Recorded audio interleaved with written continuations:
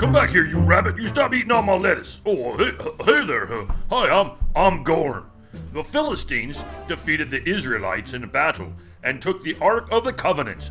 When the people put away their idols and recommitted themselves to God, He gave them victory and return of the Ark. Today, we will learn that victory comes when we are obedient to God. All right, hey, I've enjoyed hanging out with you the past 4 weeks, so I guess I'll see you later sometime. Bye-bye. What are you doing? Practicing. Practicing what? Hockey. Does playing video games really make you better at a sport? Of course it does. Really? So if you play football on a video game, you become a better football player in real life? No. What about basketball? No. Soccer? No. Golf? No. Yeah, you're not a very good golfer. Alright now. There's no tennis. No sport you play on a video game will make you better in real life. And serious athletes know this. They always say practice makes perfect, and they're not talking about a video game. They're talking about real practice outside. So here's a tip for any of you wanting to become a serious athlete. Put down the remote control and go outside. Go practice. Video games are just an imitation of the real thing. And we know that imitations aren't as good.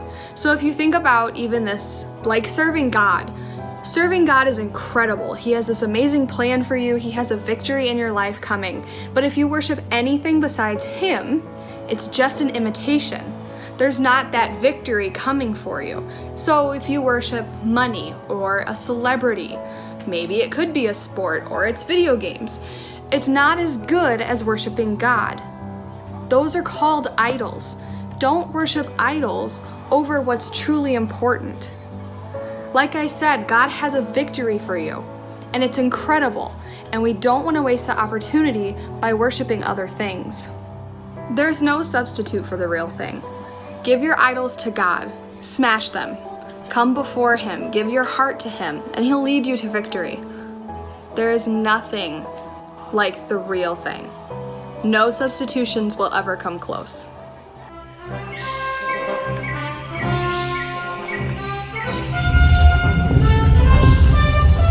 Howdy. I'm Kentucky Jones. Now, I know what you're thinking. I thought your name was Indiana Jones. Nope. Copyright issues. Today, we're going to be talking about the Ark. But not the Ark you're thinking of with Noah and all the animals. Today, we're going to be talking about the Ark of the Covenant. Now, the Ark was a large gold-covered box with 2 angels on the lid. Inside was kept the 10 Commandments, Aaron's rod, and a jar of manna. It was created a year after Moses led the Israelites out of slavery in Egypt. Welcome to the game of Will It, where you have to decide between 2 choices. Will it be this, or will it be that? You decide. Here we go. Will it be a strike, or will it be a home run? Home run!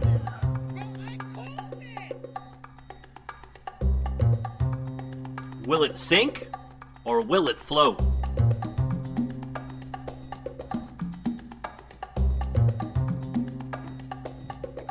It floats.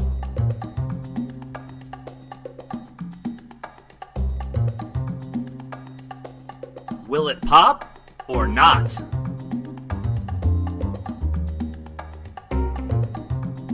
Boing.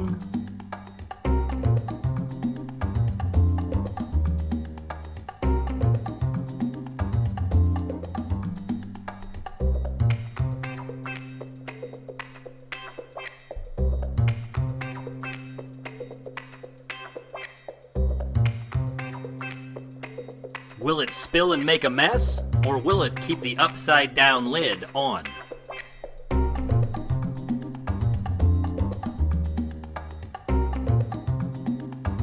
Will it sink, or will it float?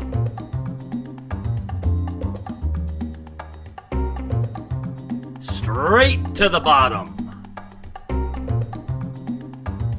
Will it be left-handed, or will it be right-handed? Oh. Oh, tricky.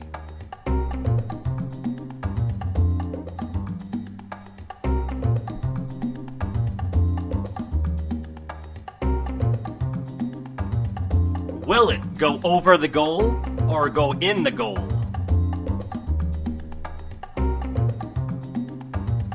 Goal!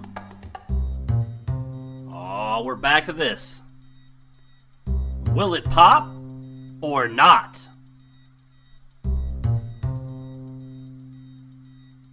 Splash! Will it sink or will it float?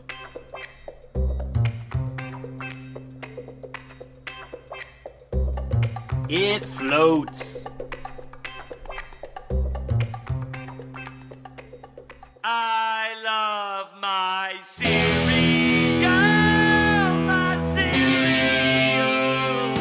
All right, everyone, it is time to memorize our Bible verse for this 4-week series. And remember, once you have this verse memorized, send me a video by Facebook, text it to me, email it to me, show up on my front lawn, stop me somewhere in town, but recite this verse, and you can win a box of cereal, and I've got a lot of boxes of cereal I need to get rid of. All right, well, let's jump into this verse, and of course we have motions to help you remember the verse, and here's how it goes. It says, "Who is this King of glory? The Lord strong and mighty, the Lord mighty in battle." And that comes from the book of Psalms, chapter 24, verse 8. Memorize that verse, everybody.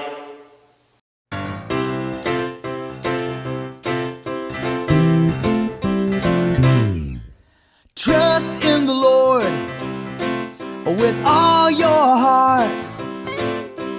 Lean not on your own understanding. In all your ways, acknowledge Him, and He will make your path straight. Trust in the Lord. Trust in the Lord with all your heart. With all your heart. Lean not on your own understanding. Yeah. In all your ways. In all your ways. Acknowledge Him. And He will make your path straight. Once you begin that way, don't you ever stray. You'll be on your way to an amazing life. Once you begin that way, don't you ever stray. You'll be on your way to eternal life.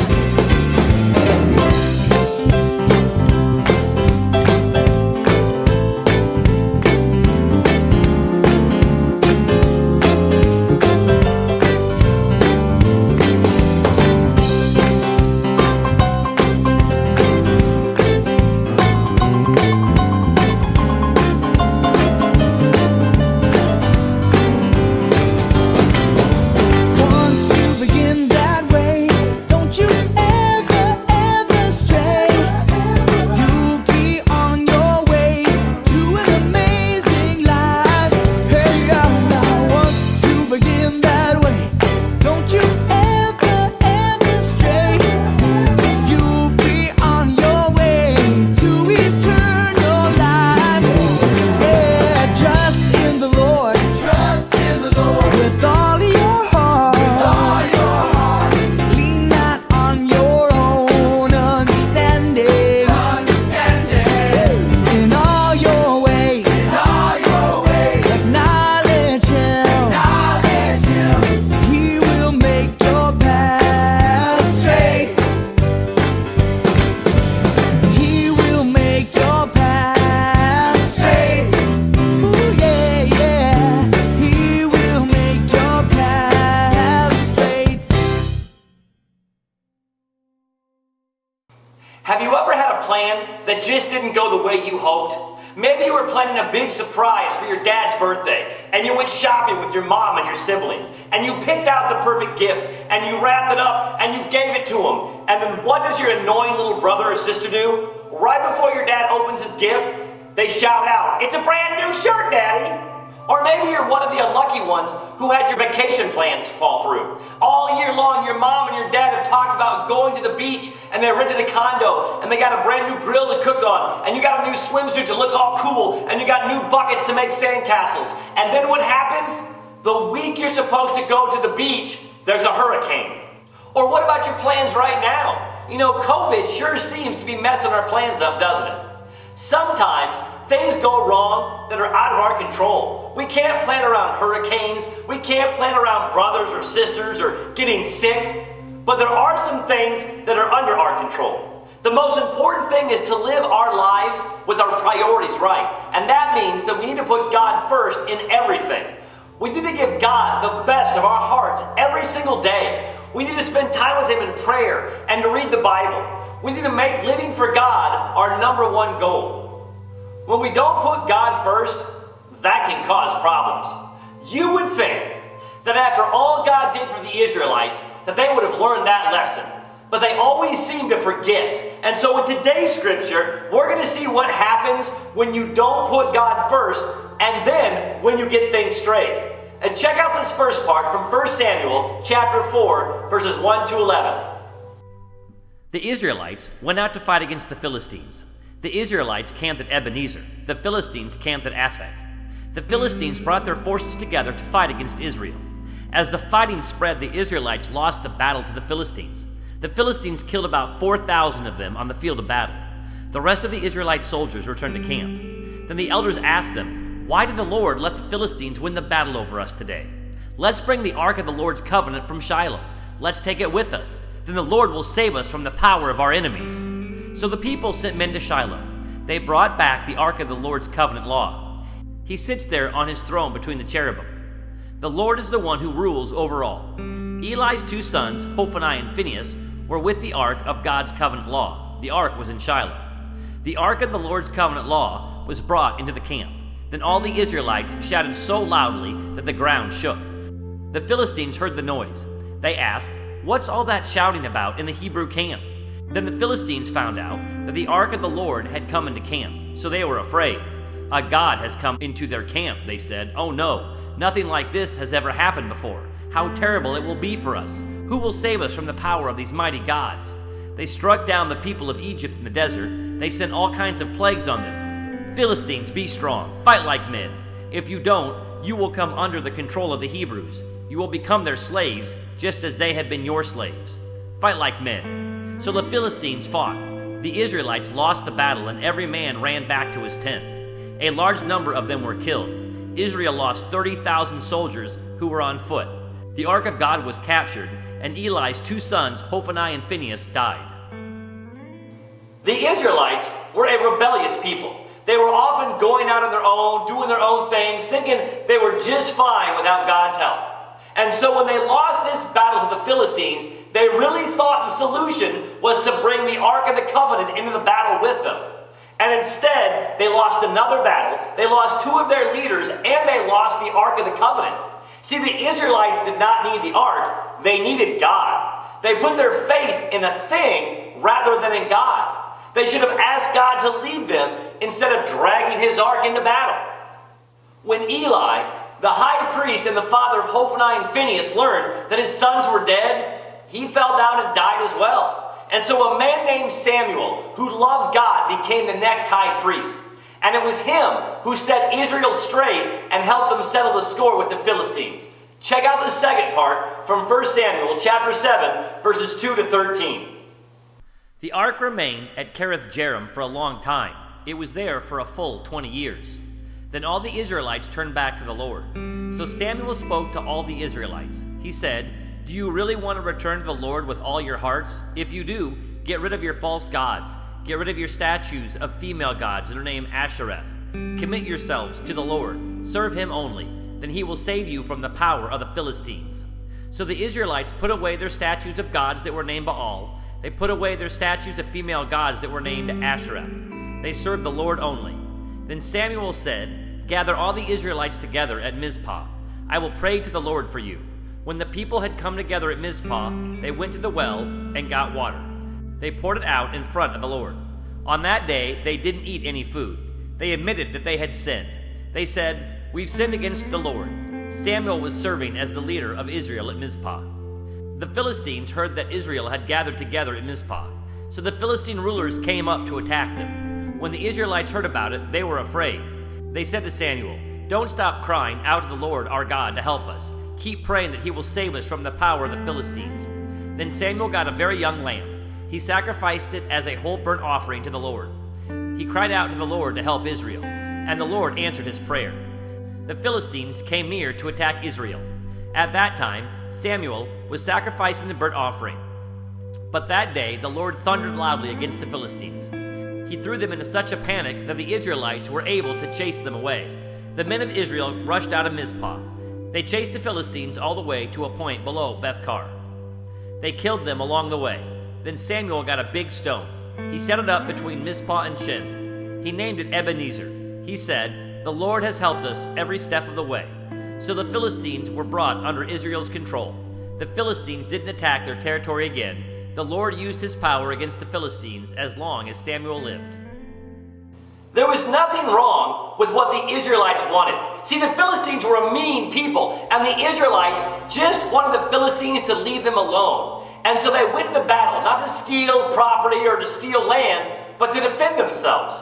What went wrong was in the heart. The Israelites did not put God first. God wanted Israel to depend on him alone. He wanted them to remember the great victories he had given them through men like Samson and Gideon, and he wanted them to seek his help. So when the Israelites went into battle without God, God let them lose. And he did it to remind them that they needed God, that they needed him to take the lead. Samuel shows us that we have to put God first in everything. And when we do, God will make our paths straight. He won't go with us into battle, he'll lead us into battle. And he'll fight the battle for us, and he'll win the day. There's a story of one of our nation's greatest presidents that really drives this message home. See, right before the United States plunged into the Civil War, President Abraham Lincoln held a meeting at the White House.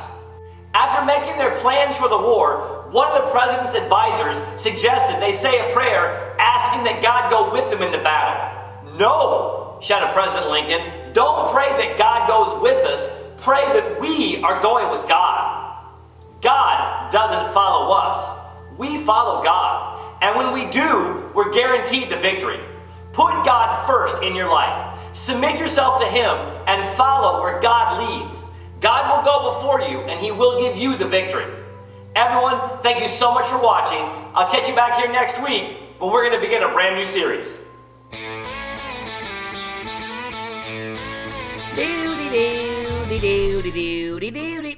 Well, hello there, everybody. How are you? My name's Larry, Larry Stickman. You know, in movies and books and TV, they're just characters that seem to go together. Laverne and Shirley, Kermit and Miss Piggy, Batman and Robin, Charlie Brown and Snoopy, Shaggy and... who am I gonna say? Yeah, Scooby. Buzz Lightyear and who? Woody, yeah. Timon and Pumbaa. Well, yeah, of course. Well, over the next 4 weeks, we're gonna look at 4 mighty friendships found in the Bible. Now, you're gonna wanna check it out. You don't wanna miss out, because we're gonna be learning what it means to be a true friend. All right, well, I'll catch you later. Yeah, Larry Stickman, out.